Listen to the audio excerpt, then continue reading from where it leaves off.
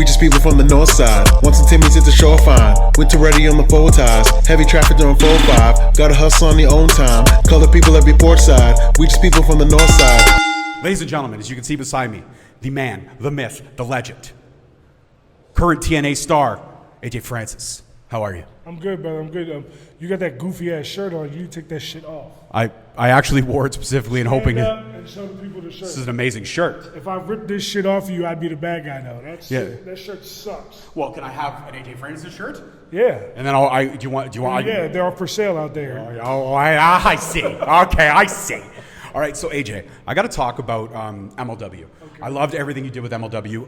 Alex Kane, a good friend of the show. I have a side podcast called MLW Rewind, and me and my co-host, Uncle Bobby B, shout out to Uncle Bobby B, we used to talk about your rivalry all the time.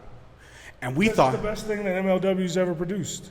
It's one of the best things that MLW's ever produced. For a non-title picture, it's the best thing that MLW has ever produced. Actually, you know what? I will give you that. For a non-title picture, the rivalry... And you want to know why? Why is that? Because I produced all that shit. I was the one that called Mark Henry and Teddy Long. I was the one that said, let's have a Last Thrones match. I was the one that built the storyline around Black Panther. And Alex went along with everything that I was saying because Alex knows that I have a creative mind, unlike anyone else in this business. The way that we set the whole feud up, the promos we did, the way that I showed up randomly, the way everything was meticulously planned to a detail by the greatest mind in the wrestling business today.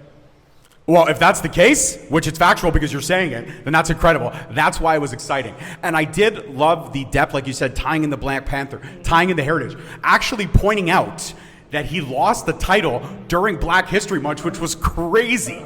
If you didn't think about it, if you didn't stop and think about it for a second, nobody... Did you actually pinpoint that out yourself when you were setting everything up? So it was funny because I got to give a shout out to my homegirl Lovely, because I remember when he lost the title, it was Black History Month, and I remember her on Twitter being like, during Black History Month? And that just stuck with me. And truth is that, before... we had that Barb, back and forth promo session where I called him out for that. Neither one of us knew, the thing is that, I'm one of the best, like I said, minds in this business, as well as I am the best talker in this business. I didn't know what I was going to say.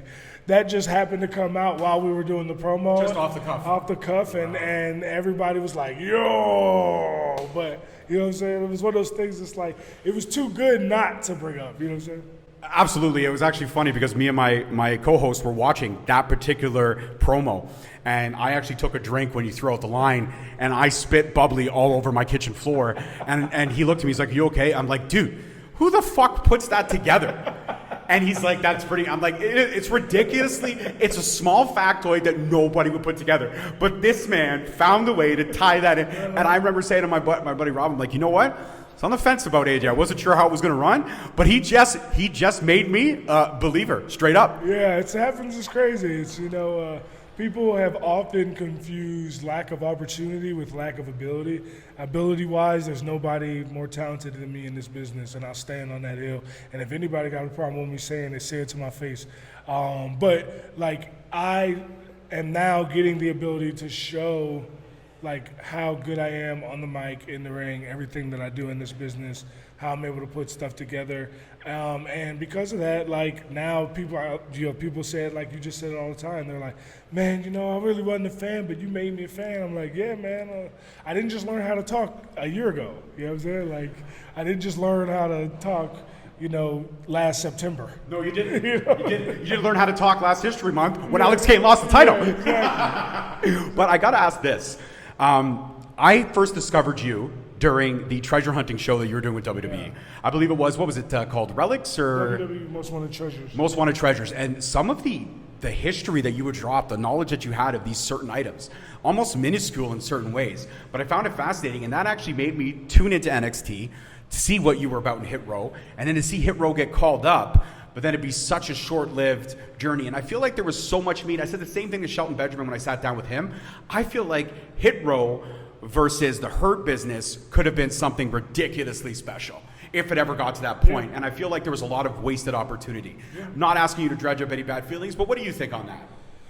I mean, there was a lot of wasted opportunity. I mean, look what Swerve's doing in AEW. Look what I've been doing in TNA.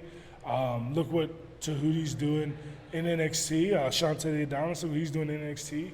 Look what B-Fab has been doing with Bobby Lashley and now just with the Street Profits. Like, there was a lot of greatness that was left on the table for one reason or another. I think that it's only a matter of time before, history corrects itself, especially with the fact that, like, how well I'm doing.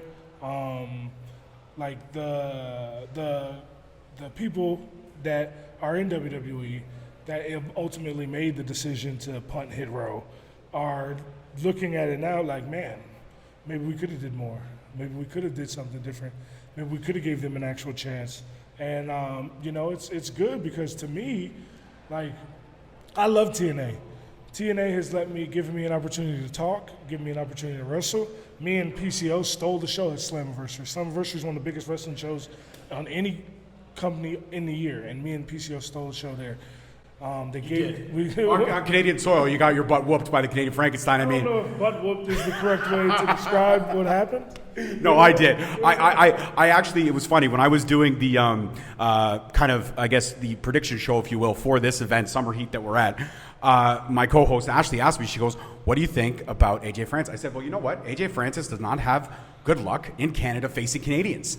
And tonight he's facing the Saturday Night Delight, and that's got to be. I mean, come on, you got to give me credit for putting that together. That was pretty good, right?" Yeah, you can say that. I mean, I usually beat the shit out of people in Canada. It's just that one time. Yeah, but everyone's going to remember that one time. You know what I'm saying? It doesn't matter if you beat 10 of them. Yeah. There's that one time. Well, the Saturday Night Delight is going to have a Sunday fright. So when he wakes up tomorrow, he's going to be very, very, very, very abused. You know, I do love the fact that you have the gift of gab and you have this sway and this confidence about you. And when you were on with Chris Van Vliet, one of my favorite interviews, and I love the fact that we got to talk about everyone wanted to know what happened with that dive and your health and everything like that. And you were very open and honest about your health, letting the wrestling community know. Once that interview aired, did a lot of people maybe backtrack on their statements when there was a lot of going around that, oh, look at this guy, he can't wrestle, he botched it, yada, yada, yada, when it was just really about your health? No, I mean, nobody backtracks. Nobody owns up for their bullshit, you know what I'm saying? Like, it's the people that talk their shit the most, like literally yesterday, unfortunately, Alpha passed away. Yes. And when Alpha passed away, I just sent, praying hand emojis under the picture that WWE posted, and somebody responded to it by saying, "You can't dive over the top rope," which is like, the people that still talk about that are the virgin losers that have never been inside a woman and will never be fulfilled in their life, no matter how many days they spend on the internet. So, I don't really worry myself about the thoughts of those losers. I worry myself about the things that, I can control, like my health, like my ability. If you think that I can't wrestle and you watch that match with me and PCO, and you still think that I can't wrestle, you're a hater. You're a loser. Nobody likes you. Get a life. You know what I'm saying? So it's like, I personally don't care what those people think because those people don't make money. Like, none of them could ever accomplish the things that I've accomplished in my life. Why would I give a fuck what they have to say? You know what? I wish I had that kind of charisma and confidence. But me, myself, I've got a lot of anxiety and a lot of self-doubt. I'm a bigger guy. But now, mind you, you talked about the virgin losers that live in their basement, never been inside a woman.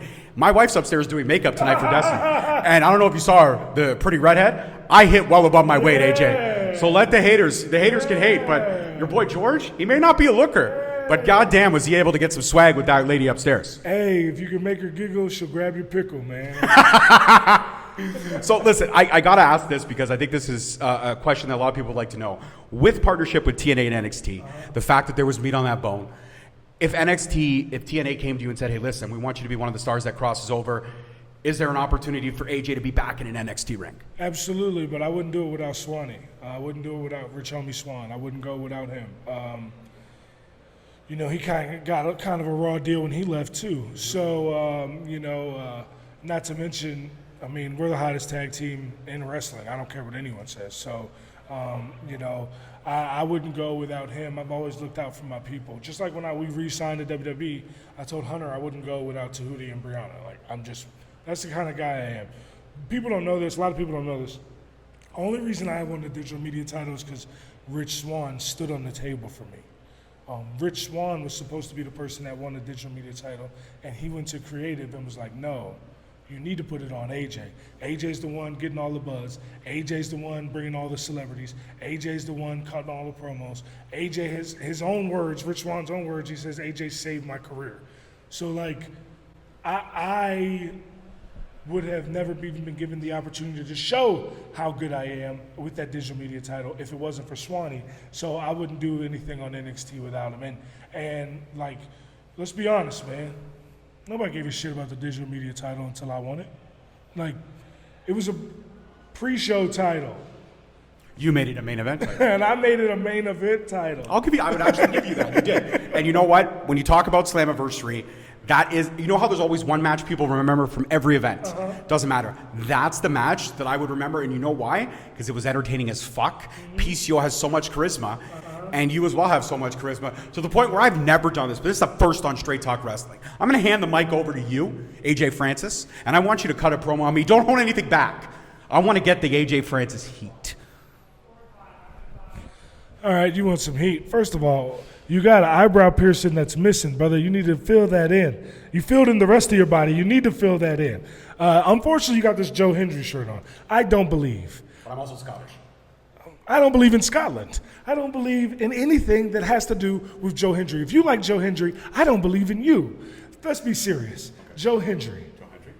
Come on, man. Greatest theme song ever. When I got to TNA, Joe Hendry, just like the digital media title, was a pre-show act. And now, just like the digital media title, it's a worldwide main event. That's the AJ Francis effect. That's why they call me Dollar, because I'm one of one. Ain't never been one like me before, and there won't be another when I'm done. It was so awesome. I'm not even gonna lie, it was so awesome. At heart, I'm a fan, and I love it. And I have a great time having these conversations, because that's what I think they are. And it looks like you're having fun, so that's good. I'm glad. My final question before I let you go and ask you for your shout out so that I could go viral just like everybody else, because I want to have that AJ Francis effect. I love how loyalty above all else is what it seems that's what AJ Francis is about. And I would love to see, I'm not going to lie, I don't know if there's room for it somewhere. I know there was an inner workings before, but I would not hate AJ Francis versus Swerve for that AEW World title if it could happen. I think that would be two brothers laying down, and I asked Steve Macklin, didn't understand why I said it, but you get it, banger. It would be a banger of a match, and I think Tony Khan, once former Book of the Year, I think that's got money written all over, in my opinion. Man, me versus Swerve would make so much money. Just the promos alone, the backstory. But I don't think it's ever going to happen. And sadly, there's a million reasons why I don't think it's ever going to happen. Mainly because I love my time in TNA. I'm a big believer in, I was in a relationship with a woman that didn't appreciate me and made the world think that I was one way. And now I'm in a relationship with a woman that worships the ground that I walk on and treats me right and lets people know how great I am. And that's what I am with TNA, and that's why I'm happy exactly where I'm at. I love that. I love that energy. I'm the same way. 22 years together. It's been phenomenal. Well, AJ Francis, thank you. And before you go, if you could give that AJ Francis effect, let everyone know that Straight Talk was pretty cool. You had a good conversation with Straight Talk Wrestling, and they should subscribe. Shout out Straight Talk Wrestling. You know what I'm saying? Subscribe, like, comment, show me some love. You can follow me on all social media at AJ Francis 410. Straight Talk Wrestling, where the talk is straight. You feel what I'm talking about? I love that. That's awesome. That's fire. Peace, love, and wrestling, guys. We'll see you next week. Peace. We just people from the north side. Once the Timmy's hit the shore fine. Winter ready on the full ties. Heavy traffic during 4-5. Gotta hustle on your own time. Color people every port side. We just people from the north side.